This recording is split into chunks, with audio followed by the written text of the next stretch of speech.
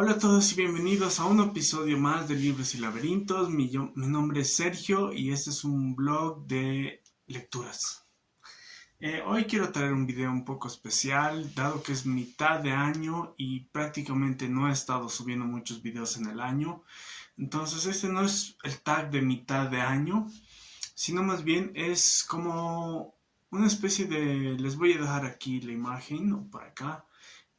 Como mi amigo Piper del canal Castalia Literatia hace, es como una rendición de cuentas de qué es lo que he estado leyendo, digamos, ¿no? Y esto lo hago porque también para compartirles, tal vez ustedes tienen algún interés en alguno de estos libros y entonces pueden escuchar un poco lo que yo digo y escoger así si es que quieren leer el libro o no. Como esta es una especie de rendición de cuentas, voy a traer varios libros que están incompletos, que no he acabado de leerlos, pero que he leído algo considerable de cada uno de ellos y que, bueno, claro, muestro ahí un poco cómo estoy leyendo y el lugar un poco en el que estoy, ¿no? O sea que siéntase libres de saltarse al autor que está en la descripción en los atajos, porque ahí voy a poner los apellidos, los nombres y los apellidos del autor. Cuando son varios autores voy a poner solo varios autores y el nombre, el título del libro. Pero como digo, siéntanse libres ya de ver este video cuando gusten o cuando quieran o de la manera que ustedes gusten, saltándose entre libros o no, si quieren lo ven de corrido, etcétera, etcétera. Entonces vamos a empezar. El primer libro que tengo, bueno, que empecé básicamente en el año. En realidad estos libros no es que los empecé a principios de año, sino que como que fui picando un poco, ¿no? Y esto también da cuenta de, claro, la organización, que yo no soy una persona tan organizada como para llevar un diario de lecturas, pero considero que un buen libro siempre te tiene que atrapar, ¿no? Te tiene que agarrar, te tiene que atrapar. Y de esa manera es como yo veo o siento que el libro pues está cumpliendo con su rol, ¿no? Es decir, de darme algo que yo necesito. Y si es que el libro no me da lo que yo necesito o quiero, entonces básicamente lo voy como que relegando. Trato de no dejar incompletos los libros. Y en ese sentido, tal vez yo traiga estos libros en otro momento y les comparta pues algunas percepciones que tenga cuando ya los haya terminado. Pero como no he estado subiendo algunos videos, he decidido hacer esto, de mostrarles pues los libros que estoy pues en proceso, estoy como que disfrutando también lentamente, ¿no? Porque si el libro también se convierte en un elemento de consumo, por así llamarlo, pues yo creo que hay como esta noción de que tienes que leer muy rápido muchas cosas y eso te va a hacer muy, muy bien, ¿no? Pero yo leo muy lento y en ese sentido, claro, todo lo que leo me cuesta digerir, ¿no? Y a veces leo también estudiando y tal vez ese es un error, no sé si es un error o una forma de, claro, pues lectura. Después de todo yo he aprendido así, digamos, a leer. Y entonces el libro que quiero traer ahora se llama pues Eduardo Mitre y La crítica y el poeta. No, la crítica y el poeta sobre Eduardo Mitre. Pues bueno, Eduardo Mitre es un poeta boliviano que actualmente está publicando en España en la editorial Pretextos, que me interesa mucho. Es un poeta y ensayista, eso hay que dejarlo claro porque él trabaja en los dos ámbitos, ¿no? Es decir, escribe poemas, pero también escribe ensayos sobre poetas, sobre todo, ¿no? Entonces, este libro de Eduardo Mitre lo han escrito varias personas y claro, estoy en el ensayo número 3, básicamente de Susan Centellas. Y me está gustando mucho porque en realidad hasta ahora no he leído a Eduardo Mitre, no he leído nada de Eduardo Mitre porque creo que también pues uno encuentra y busca aquellas cosas que puede alcanzar, ¿no? Es decir, yo vi una edición de pretextos aquí de Eduardo Mitre que costaba como 50 euros, si no me equivoco. O sea, 500 bolivianos básicamente. 500, 450, 460, 500 bolivianos.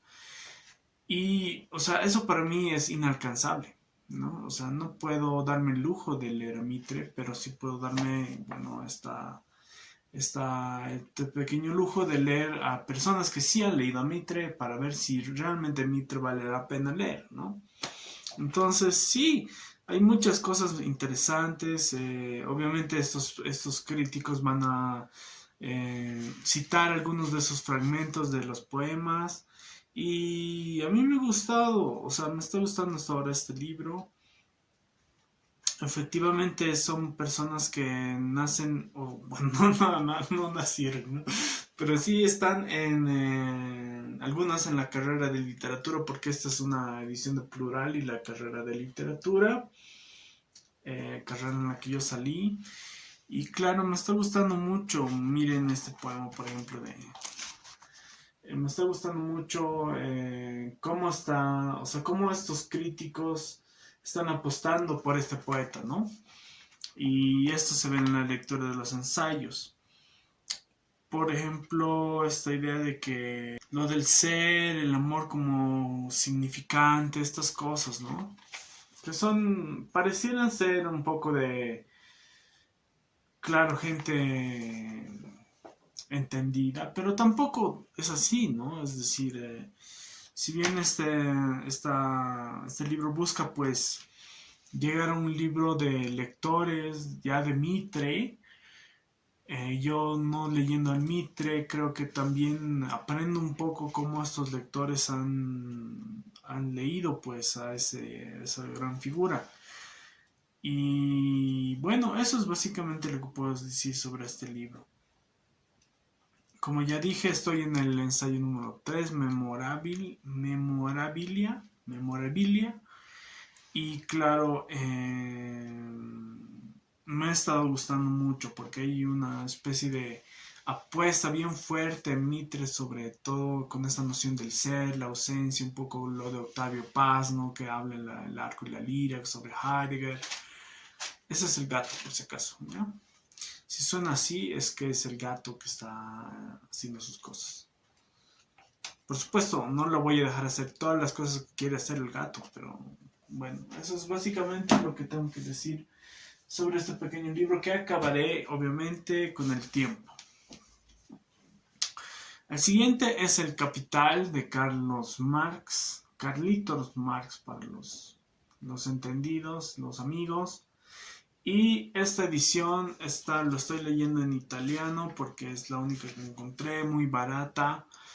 Me costó como 1,50 €, o sea, 15 bolivianos. Y vale la pena, ¿no? Por ese precio leer a Marx. Porque después de todo hay ediciones del Capital que son muy caras y están igual, fuera de mi alcance, ¿no? Entonces, básicamente lo que va a hacer en el Capital, al principio estoy justamente entrando hacia el capítulo segundo, el proceso de intercambio, de cambio, y he acabado justamente en estos días he estado acabando, ¿cómo se llama? El ensayo sobre el fetiche de la mercancía, el secreto del fetiche de la mercancía, el carácter del fetiche de la mercancía y su secreto, ¿no? Entonces, lo primero que va a hacer es como decir, claro, para estudiar el capitalismo vos tienes que estudiar una parte muy importante de ese sistema que es la mercancía, ¿no? Entonces se va a poner a hablar de qué es la mercancía, cuáles son sus relaciones con el mercado, cuáles son sus relaciones entre objetos, el valor de uso, el valor de cambio y cómo el valor de uso no existiría sin el valor de cambio, etcétera, ¿no? Esto me parece bien interesante porque, claro, vivimos en una época después de la caída del muro de Berlín, que estamos enteramente en este sistema capitalista que, bueno, explota según el trabajo que te toque, ¿no? Si eres un capitalista, obviamente vos eres el que está explotando a la gente, pero si no eres capitalista, entonces te están explotando a ti. Y eso mucha gente no lo entiende porque no quiere leer El Capital. Y claro, cuando uno lo lee, uno va entendiendo, agarrando cómo es que este capitalista se agarra pues con la plusvalía, ¿no? Con esa ganancia extra del excedente que hace el proletario, el trabajador, y al capitalista le da pues ese plus, ¿no? Esa ganancia. Y a mí me parece muy interesante esta filosofía, porque es filosofía económica, filosofía política, justamente porque es una de las primeras que buscó cambiar el mundo, ¿no? Es decir, la filosofía aquí está hecha para cambiar las cosas, para cambiar el estado de cosas, para cambiar esas relaciones de poder, ¿no? Ya sabemos que esto nos puede llevar a, pues, lo que pasó, lo que está pasando en Rusia, etcétera. Pero igual, ¿no? Es parte de nuestra historia, es parte de nuestra responsabilidad también, si es que así lo quieres poner, si es que realmente, o sea, quieres entender un poco más sobre lo que está sucediendo. Y bueno, no aconsejo a todo el mundo leer esto porque sí que hay partes económicas un poco densas, pero o sea, depende de cada quien, ¿no? O sea, yo no obligo a nadie a leer Al Capital y a mí nadie me obliga a leerlo, entonces yo considero que es además una buena forma de, claro, de entender estas relaciones que supuestamente se nos ocultan, ¿no? Cuando pagamos algo con el dinero, digamos, ¿no? Entonces yo creo que es útil para eso, ¿no? Y bueno, este es el libro primero de la primera parte, según tengo entendido, y no sé cómo voy a hacer para leer lo demás, porque claro, este es el único volumen en que estaba disponible en la librería, ¿no? Siguiente. Ya les había hablado un poquito, creo, sobre Tirinea, ¿no? De Jesús Ursagasti. Ahora estoy leyendo esta obra y me está pareciendo un poco extraño, porque yo ya hace una relectura en realidad. Pero esta es la edición número sexta, si no me equivoco. Y parece que el autor Jesús Ursagasti, pues, manipuló varias cosas de las anteriores ediciones. Porque yo había leído la de Ofabin, si no me equivoco, para la universidad. Y entonces aquí, pues bueno, nos encontramos con cosas que me parece que sí ha cambiado, ¿no? Y no son pocas las cosas que parece que ha cambiado. En todo caso, nos vamos a encontrar con el viejo, con el fielco, con esta especie de familia que está dispersa entre la migración o que está emigrando, digamos, y que pertenecen la mayoría a esta región del Chaco, ¿no? Y Tirinea, bueno, Tirinea es como una especie de país imaginario, ¿no? Eh, ese país que el autor, el viejo y también el fielco, que son como los personajes principales, pues añoran y cuidan, ¿no? Entonces, Tirinea es como una especie de, no lo diría como Macondo, ¿no? Sino como una comala, puede ser, de Juan Rulfo, de Pedro Páramo, ¿no? Donde aparecen cosas un poco fantasmales, un poco, pues, cuestionantes, ¿no? De este autor, esta voz en realidad, porque es una voz que se divide entre Fielco, el viejo, porque el viejo también habla, pero habla desde una primera persona, ¿no? Y esto es Este es nuestro aporte, en teoría, a ese movimiento sobre el boom, digamos, ¿no? El boom latinoamericano. Nos quedamos atrasados mucho con el boom. Y esta novela fue escrita en 1969.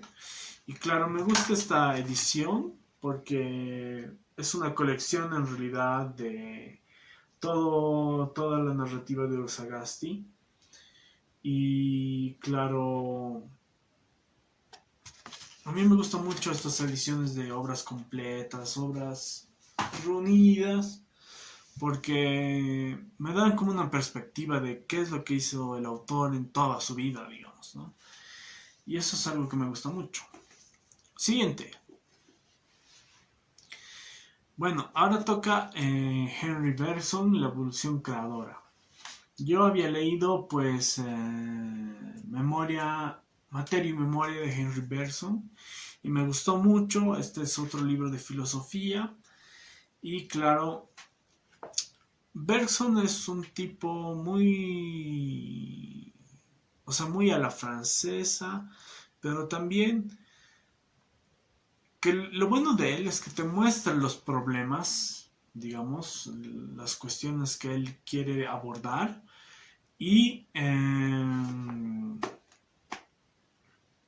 te muestra por qué no son viables, ¿ya? ¿Por qué, o sea, por qué son problemas? ¿Por qué justamente, ahí está el gato, ¿no? ¿Por qué justamente, o sea, es tan difícil entender, por ejemplo, esta parte de qué es lo creador? O sea, cómo evoluciona la creación de, bueno, el arte puede ser cualquier cosa, ¿no? Una creación de algo. Y él va a decir la divergencia, la diferencia es lo que hace que la evolución siga hacia adelante, ¿no?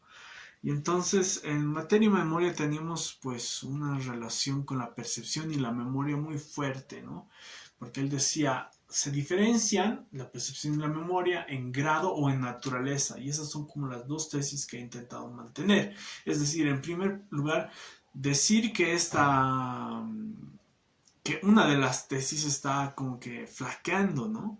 Y eso me ha gustado mucho porque es lo que hace al principio de la evolución creadora. Es decir, te dice, sí, la creación debería ser algo relacionado con una evolución, en el sentido en que, claro, hay una teoría de la vida y la vida cómo se reproduce, cómo cambia, cómo crea, etcétera, ¿no?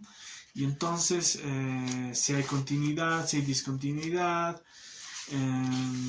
todo esto lo va a ir tratando y en el primer capítulo que se llama Mecanismo y Finalidad, por ejemplo, ahí va a hablar de esta mecanización, digamos, de la vida, pero también si la vida tiene un fin.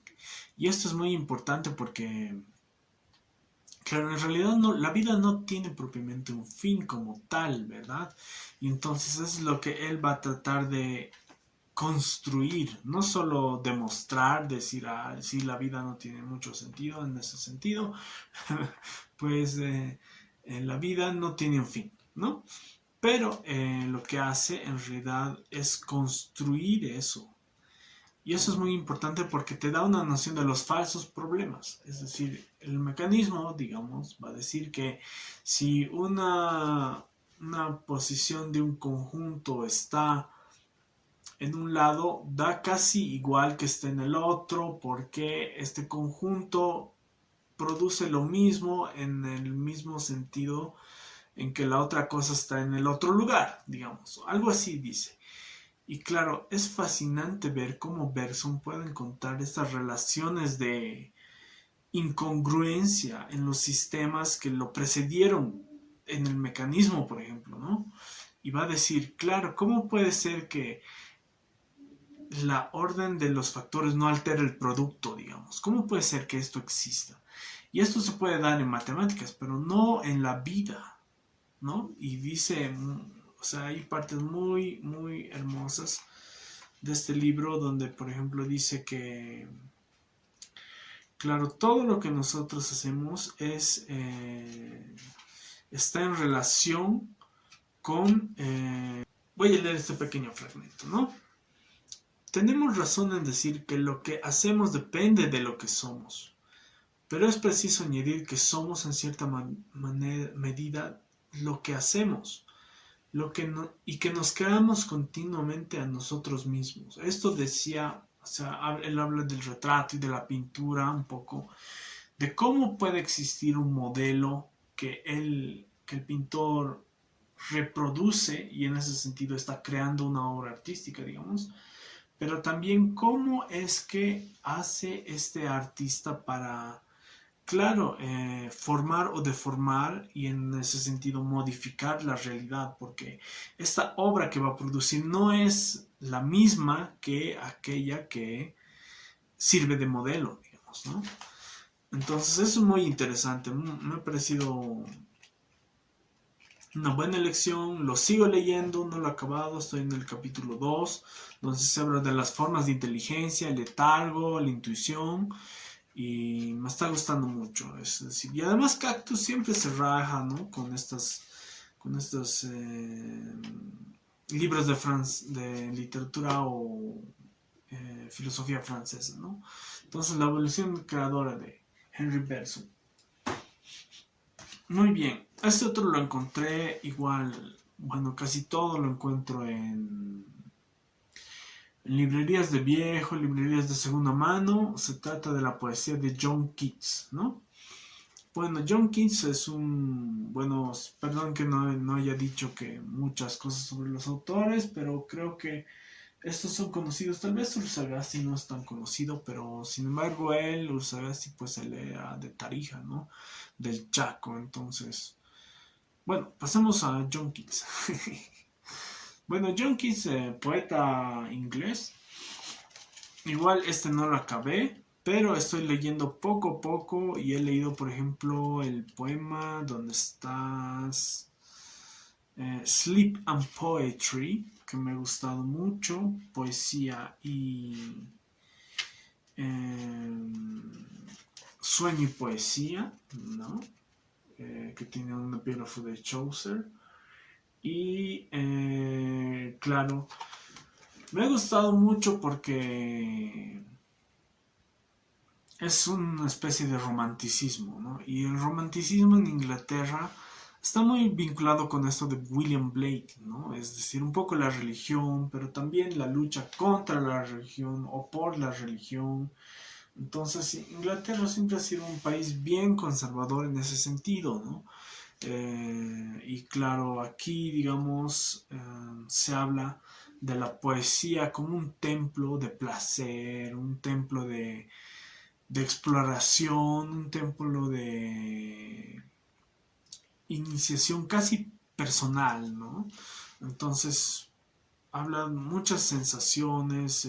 Por 10 años he estado, pues, aquí dice, ¿no? 10 años he estado leyendo Overwhelm Myself in Poesy, ¿no? En Poetry. Debería ser Poetry, pero creo que en esta época se escribía también así, Poesy, ¿no?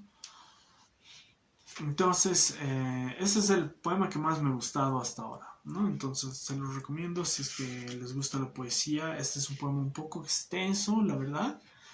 A mí me gustan los poemas extensos y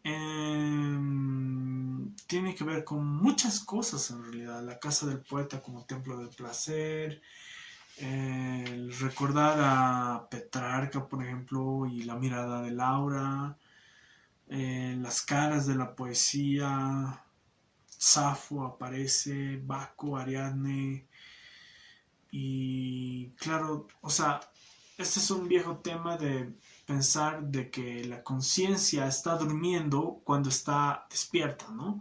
Entonces, claro, dormir mientras soñamos despiertos.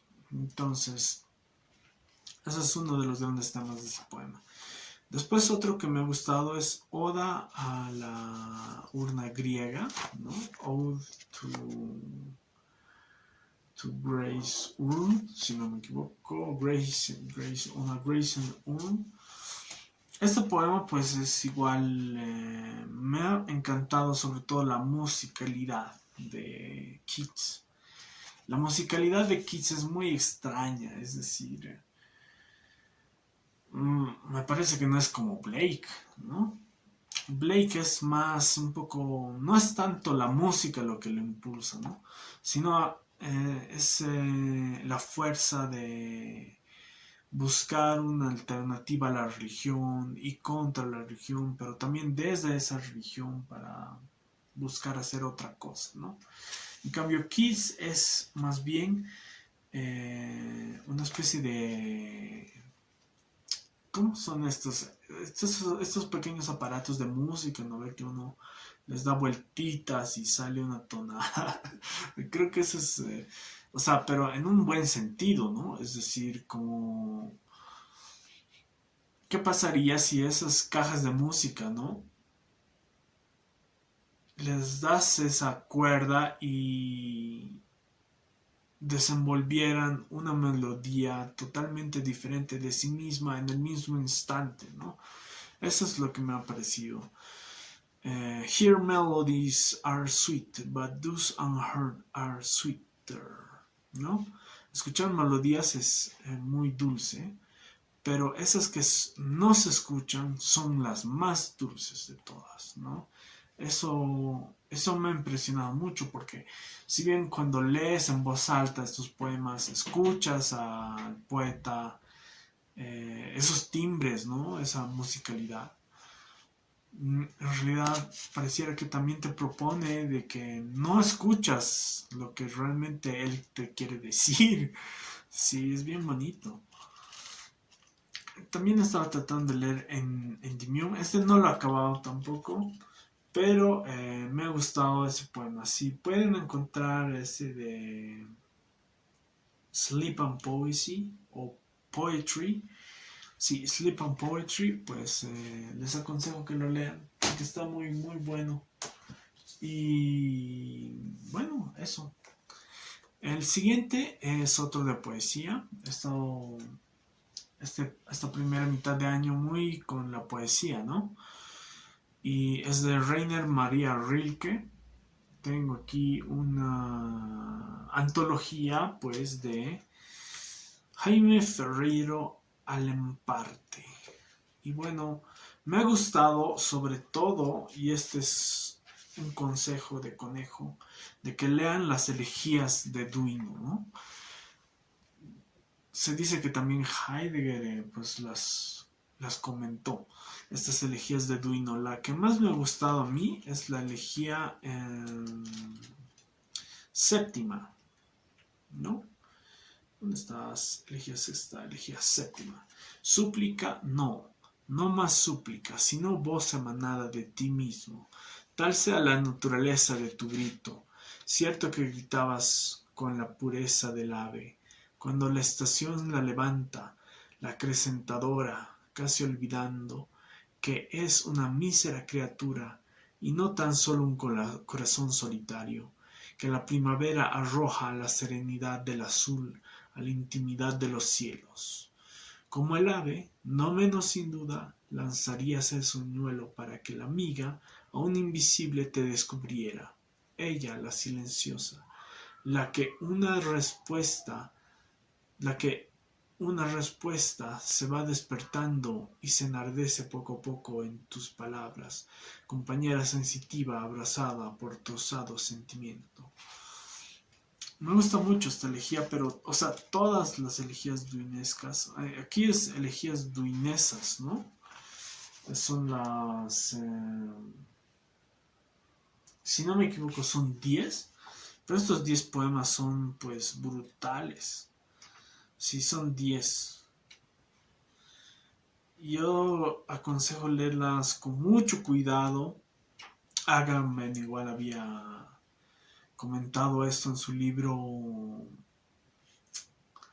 en ese libro sobre la animalidad, lo abierto, ¿no?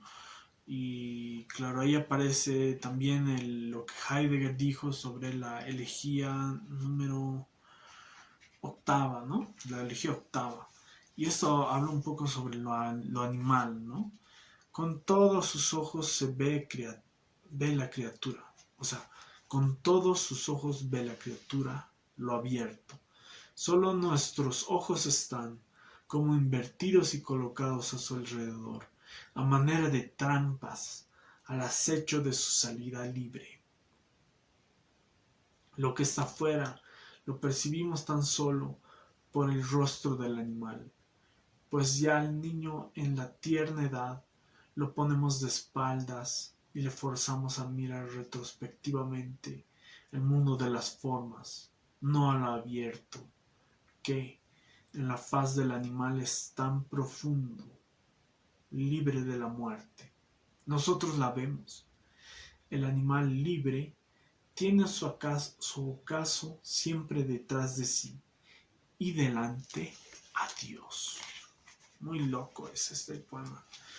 También tiene fragmentos de... O sea, esta antología tiene las 10 elegías, pero solo tiene fragmentos de los sonetos a Orfeo. Los sonetos a Orfeo es igual otra obra gigantesca, hermosísima.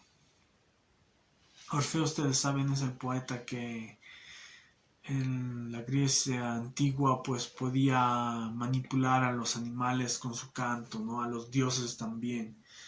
Y claro, se le muere su esposa por una picadura de serpiente y él baja a la ultratumba, o sea, a los reinos de la Estigia, a los infiernos, a tratar de recogerla.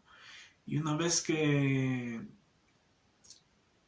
la está como que recogiendo, le dicen los dioses, puedes recogerla, pero sin que la mires dentro de este lugar, o sea, el infierno. Y entonces él va y la está como que llevándosela, ¿no? Él por delante, ella por detrás, me imagino que es así. Y antes de salir, Orfeo se da la vuelta a mirarla, ¿no? Y ella vuelve a estar ahí. Después de eso, pues tan solo Orfeo muere mutilado por las Ménades, que eran como estos rituales de orgías griegas que no permitían a los hombres, digamos, pero por ahí estaba caminando Orfeo y entonces muere. Rainer Maria Rilke, pues es igual un poeta muy interesante, pero muy recomendable. Y todavía no lo he acabado, estoy en los poemas de los años, estoy en esta parte. Y me falta poquito para acabarlo, ¿no? Y bueno, eso es lo que he estado leyendo también en esta primera mitad del año. Ahora, les había dicho, algunos de ustedes ya saben que yo he estado pues asistiendo virtualmente a un diplomado en educación, básicamente. Y pues he estado buscando cosas relacionadas con eso, ¿no? Y he encontrado este libro, La filosofía de la educación y la pedagogía, que es de una editorial argentina, Editorial Brujas. Tienen todas estas personas que han publicado aquí, pues, una especie de ensayo, de poemas sobre lo que significa enseñar filosofía, pero sobre todo si existe una filosofía de la pedagogía propiamente, ¿no? Y esto es bien interesante porque lo que reflexionan estos autores es justamente de que la filosofía debería ser en sí una especie de pedagogía, ¿no? Es decir, enseñar algo al lector o bien en los cursos de colegio enseñar a razonar, a pensar, a tener las propias ideas. Y esto es bien pesimista este libro. Y esto dicen los autores que con la llegada del internet, con la llegada de la globalización, pues no se puede hacer como antes. Y claro, no se puede hacer como antes porque hay muchos factores de la modernidad que están cambiando, digamos, ¿no? Y claro, el ensayo que más me ha gustado en realidad es el primero de Philippe Meirieu, El pedagogo y los desafíos de la modernidad.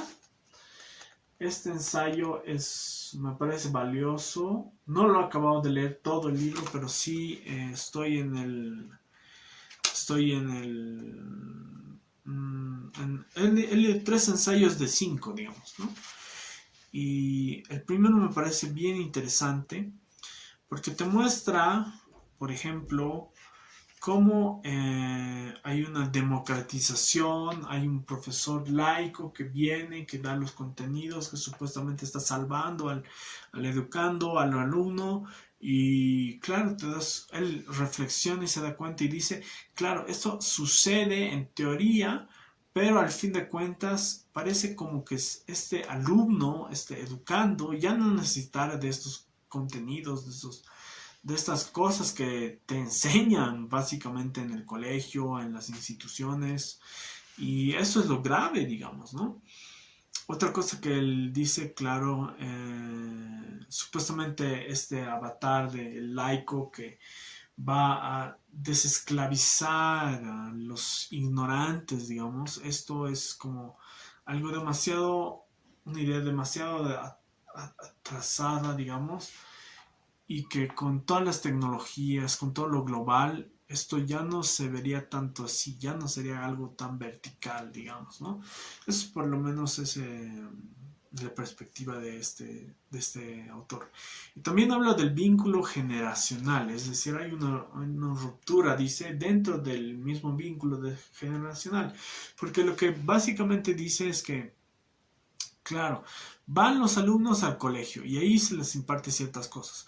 Pero si los alumnos no han tenido, digamos, una relación de herencia con sus padres, es decir, de que los padres también les enseñan los valores, de que en la familia también se aprende un cierto tipo de, claro, de enseñanza para la vida. Si es que eso no se da, entonces hay una ruptura generacional, dice él, ¿no? Y que esta relación de vínculo generacional antes, es decir, antes de la llegada de la grande tecnología, digamos, de las redes sociales, antes esta distancia era muy corta, ¿no? Entonces se podía zanjar ciertas cosas. Pero hoy en día es una brecha demasiado larga, ¿no? Con esa noción de los algoritmos que, claro, te muestran cosas que supuestamente te deben gustar o que se combinan y que cada uno escoge el dígito, ¿no? Esa digitalización de la experiencia, todas esas cosas. Es muy negativo este libro. Y a mí me cuestionó esta noción de si realmente vale la pena reflexionar sobre la educación misma, ¿no? Y yo creo que sí vale la pena, aun cuando estas posiciones sean demasiado pesimistas, creo que te muestran ese lugar que no quieren ver, aquellos que lo ven demasiado fácil, digamos, ¿no? O demasiado descomprometido, ¿no? O sea, supuestamente un educador, un docente, tiene que estar comprometido, ya sea en las buenas o en las malas, con aquello que, con esa relación estudiante-alumno, docente-estudiante, ¿no? Y claro, si no está a la altura de tratar de solucionar esos problemas, entonces es que surge esta especie de rebote, ¿no? Y esto lo pone este autor como conflicto de voluntades, ¿no? Es decir, mi voluntad legitima el rechazo del otro. Entonces la relación termina en un forcejeo infernal. Dos voluntades se enfrentan y la violencia se instala, brutal o sublime, inmediata o diferida. No se puede ocultar, incidir sobre la voluntad del otro. Es decir, no puedes ocultar el hecho de decir de que a pesar de que ellos estarían en una relación de dependencia de ti, no puedes ocultar de que vos estás manipulando ciertos contenidos para el bien de ese alumno, ¿no? Y entonces dice, eso sería negar el proyecto educativo en su especificidad, pues para que el otro se ofrezca a sí mismo su voluntad, el trabajo debe ser lento y paciente. aquello sería confundir la fabricación de un objeto y la formación de un sujeto. Esto nos expondría al permanente peligro de la prueba de la fuerza y permitiría que nos domine la terrible violencia de aquel que termina aniquilando a quien no obedece. Es decir, si bien hay todo este conflicto en la educación de que no puedes llevar algo así tajantemente a su realización en los otros, porque eso sería demasiada violencia, hay como un conflicto de voluntad, o sea, el otro, es decir, el alumno, el que está siendo educado, puede no es, o sea, y generalmente lo hace, no escoge aquello que vos quieres que aprenda. Y claro, esto dice, el conflicto de las voluntades desemboca siempre en esto. Además, nos condena siempre, incluso después de la victoria, a la insatisfacción. Pues, ¿qué sabemos verdaderamente de la voluntad del otro? Es decir, aun cuando puedas ver en esos exámenes que este alumno ha logrado hacer algo, aún así, si es que has ganado, digamos, si es que has logrado inculcarle algo a ese alumno, aún así en ese conflicto de voluntades puede haber pues esa insatisfacción de que, o sea, ¿por qué esto ha sido así, digamos? ¿Por qué no pude manejarme de otra manera? Es bien interesante este primer ensayo, que yo lo aconsejo mucho. Si es que alguna vez pueden encontrar este librito, Filosofía de la Educación y Pedagogía. Muy negativo en total, porque claro, después dice la barbarie dulce de la globalización, digamos, ¿no? O sea, quejándose un poco y a la vez argumentando esa queja, ¿no? Y bueno, ahora vamos a pasar los libros que he podido leer en su integridad, ¿no? Uno de estos es un PDF en realidad que nos pasaron y que yo hice imprimir, que tiene que ver con el diplomado que he estado pasando, ¿ya? Este, que es de Edgar Morin o Morán, dependiendo de la lengua que se use para decir este nombre, los 7 saberes necesarios, pues lo hemos llevado en el primer módulo de este curso, ¿no? Y básicamente es como una conferencia. Es que no lleva bibliografía, cosa que a mí me parece un atentado contra pues aquella persona que quiere además explorar más sentidos dentro de este texto.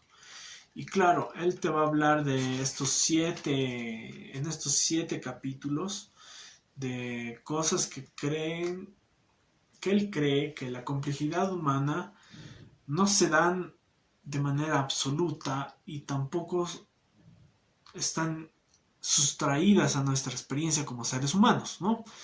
Entonces, por ejemplo, las cegueras del conocimiento, el error y la ilusión son cosas con las que tenemos que lidiar en una relación de docente-estudiante, siempre.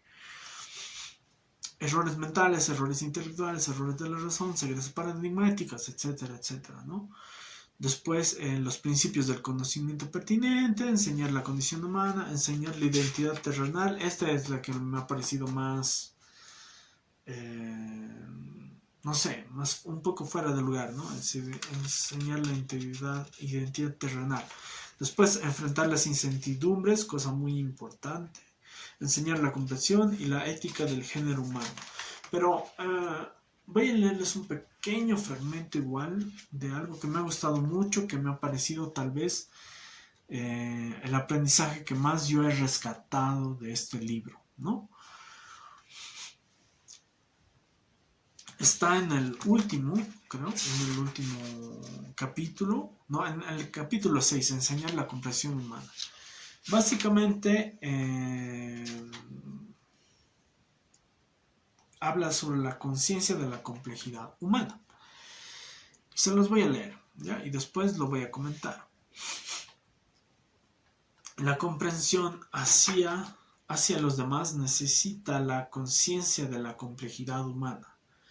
Así, podemos extraer de la literatura novelesca y del cine la conciencia de que, y aquí viene lo importante, no se puede reducir a un ser a la mínima parte de sí mismo, ni al peor fragmento de su pasado.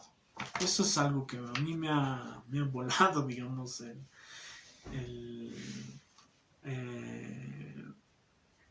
pues la noción de lo que yo creo que es un ser humano, ¿no? Y esto de una buena manera, pienso, porque es básicamente decir que una personalidad no es absoluta, jamás, y que tenemos que darle al otro, digamos, a esa otra persona, la posibilidad de cambiar, y de que si una persona ha cometido un error, no solo necesita una segunda oportunidad, necesita una tercera y una cuarta y una quinta. ¿Por qué? Porque si dices una segunda oportunidad, ya, pero en la tercera lo arruinaste, ya, te vas. Esa es una lógica del capital, del capitalismo, es decir, de la persona que no puede equivocarse más veces, ¿no? Que está aprendiendo tal vez algo y si se equivoca por tercera vez y se tiene que ir, ya tiene que, o sea, porque fíjate que las empresas, las instituciones son las que buscan el rendimiento de los procesos de producción de algún tipo de manufactura, ya sea intelectual, ya sea material, pues ahí te vas, ¿no? O sea, y así de fuerte es la realidad, ¿no? En cambio, qué lindo sería que alguien dijera, pues no, es decir, no puedo reducir a este ser ni a la mínima parte de sí mismo, es decir, ni a una idealización que seguramente es errónea, ni a el peor fragmento de su pasado, es decir, ni por el hecho de que haya cometido un error, no puedo, o sea, fetichizar ese instante, ese momento del ser de la otra persona, ¿no? Y eso es algo que a mí me ha gustado mucho. Voy a continuar la cita. Ni al peor fragmento de su pasado.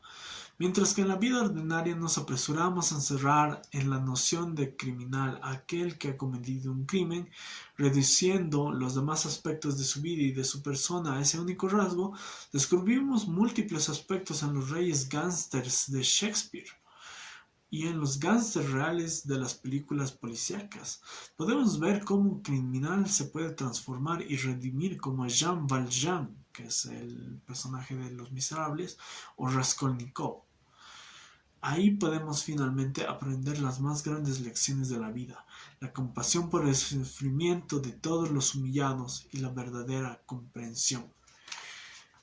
Y sí, digamos, la ficción sirve también, entre otras cosas, para eso, para entender que somos unas pues personas incompletas en el sentido de no solo que faltan algo o que nos falta algo, sino también en el sentido de que nunca vamos a llegar hacia un absoluto de alguna cosa, ¿no? Y esto me ha parecido muy interesante de los 7 pilares. Y claro, supuestamente dicen necesarios para la educación del futuro. Eso ya habría que discutirlo. Tal vez podría ser un video breve sobre las cosas que habla este libro. Pero bueno, tampoco conozco mucho el autor y supuestamente es de los paradigmas de la complejidad, ¿no? Y ahora sí, ese era el primer libro que había acabado en febrero, creo, ¿no? Este otro libro es otro libro de poemas, ahora viene pura poesía, por si acaso. Este otro libro se llama The Anathemata, de David Jones, ¿no? Este libro pues lo acabé de leer básicamente en enero más o menos de este año y solo le di una primera lectura. Esto significa que en esa primera lectura he trabajado la musicalidad, ¿ya? ¿Y esto qué significa? Que no he buscado las cosas, qué significan las cosas. ¿Ya? Ustedes pueden ver aquí no he marcado qué es lo que significa cada palabra extraña que usa este poeta, porque eso es lo que estoy haciendo ahora, ¿no? Esta segunda lectura que voy a hacer del poema, ahora sí estoy rescatando pues todo lo que está él diciendo y lo que no he comprendido en una primera lectura, ¿ya? Hago esto porque me parece muy importante llegar primero a una especie de plataforma. Aunque yo no conozca bien qué es lo que está diciendo del todo, esta plataforma me da como una base de entender ya. Esto es lo que está más o menos planteando, estas son las dificultades. Y efectivamente es un poema bien complicado. Hay latín, hay inglés antiguo, entonces... Además que es un poema un poco religioso, hay que decirlo. La parte más interesante es cuando aparece tururú,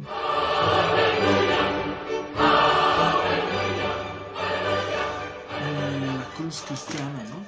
Tal vez es la parte más interesante del poema, pero tiene muchas cosas más, ¿no? Es decir, David Jones fue un poeta que fue a la Primera Guerra Mundial, si no me equivoco, y salió traumatizado, vio muchas cosas ahí, y claro, fue un soldado. Entonces tiene otro libro que se llama, ¿dónde está? En paréntesis. Este no lo he leído, pero parece muy interesante. Me han aconsejado que lea en paréntesis. Pero he empezado por este porque me parece que es su obra maestra, ¿no? Si bien no he leído pues sus demás obras, la que más salta, la que más se alude es esa, te mata. ¿Y de qué va? Bueno, básicamente es la historia de...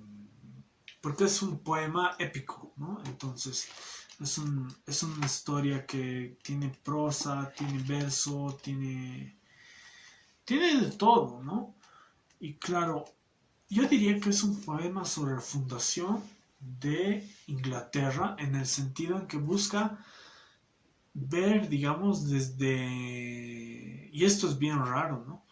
Ver desde construcción de la República, del reino, el Kingdom, ¿no? Del United Kingdom, eh, hacia atrás, pero desde la época de Jesús, y claro, ahí justificando que existe una línea bien religiosa de Inglaterra, ¿no? Bien conservadora. No es Blake este tipo, ¿no? Es más bien alguien que pues cree que sin esta religión y todo lo que ello implica, es decir, las periferias, los debates filosóficos sobre esta, no hay una Inglaterra posible, ¿no? Y ese es otro de los libros que acabé. Obviamente, cuando tenga la posibilidad de leerlo por segunda vez y cuando ahora sí entienda todo lo que dice el poema, ahora sí voy a tratar de hacer un video sobre eso, ¿no? Finalmente, Juan Carlos Orihuela. Este es un poemario, ven, es muy cortito, de su obra que él ha publicado reunida en 2 volúmenes en la editorial 3600. Entonces es el primer volumen de su obra reunida, como ustedes pueden ver, es del 1983 al 2018, son 10 poemarios en total, es una cosa monumental. Juan Carlos Orihuela fue mi profesor, pero además de eso, es alguien que pues se ha especializado en literatura latinoamericana y que vale la pena visitar, porque yo tenía pues esta noción de que mi profesor, o sea, Juan Carlos, era pues una persona normal, común y corriente, que escribía a veces, que otras veces pues daba clases y sus clases han sido muy estimulantes, debo decir, pero, o sea, no tenía una noción de poeta, ¿no? O sea, sabía que escribía poesía, pero no había visitado con frecuencia, o sea, solo tenía este poemario, ¿no? El poemario de sensaciones. Pero en esta